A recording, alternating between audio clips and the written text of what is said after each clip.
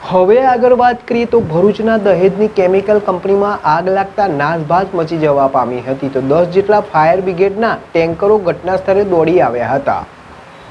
ભરૂચના દહેજ સ્થિત શ્વેતાયન કેમિકલ્સ નામની કંપનીમાં રવિવારે સાંજે 6:45 વાગ્યાના અરસામાં કોઈ કારણસર અચાનક આગ ભભૂકી ઉઠી હતી।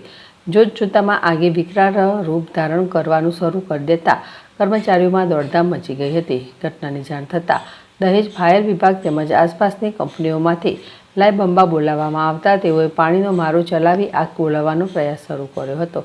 આગની જ્વાળાઓએ કંપનીની ચપેટમાં લઈ લેતા તેમાંથી નીકળતા ધુમાડા આકાશમાં ઊંચે સુધી ઉડતા 5 થી 7 કિલોમીટર દૂરથી પણ આગ લાગી હોવાનું જણાઈ આવતું હતું। ઘટનાની જાણ થતાં દહેજ પોલીસનો કાફલો પણ સ્થળ પર દોડી આવ્યો હતો। આગમાં એક કર્મચારી દાઝેલી હાલતમાં બહાર દોડી આવ્યો હતો। ઘટનામાં 2 થી 3 કર્મચારીઓ દાઝ્યા હોવાની પણ વિગતો ઘટના સ્થળે સાંભળી રહી છે। ઇજાગ્રસ્તોને નજીકના આરોગ્ય કેન્દ્રમાં ખસેડવાની કવાયત હાથ ધરાઈ હતી।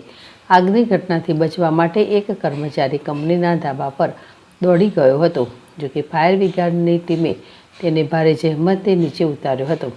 ફેક્ટરી ઇન્સ્પેક્ટર જાગૃતિબેન ચૌહાણે જણાવ્યું હતું કે ભારત રસાયણ કંપનીની સામે અને ઇન્ડો રેઝિન કંપનીની બાજુમાં આવેલ શ્વેતાયન કેમિકલ્સ નામના નાના યુનિટમાં આગ લાગ્યાની માહિતી છે।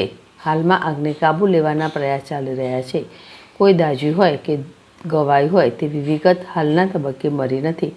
જોકે આગ પર કાબૂ મેળવવા સાથે શ્રમિકોની ગણતરી કર્યા બાદ તે માલુમ પડશે। હાલમાં આગને કાબૂમાં લેવા માટેની કવાયતને પ્રાધાન્ય આપી રહ્યું છે। યાકુબ પટેલ, ZSTV ભરૂચ।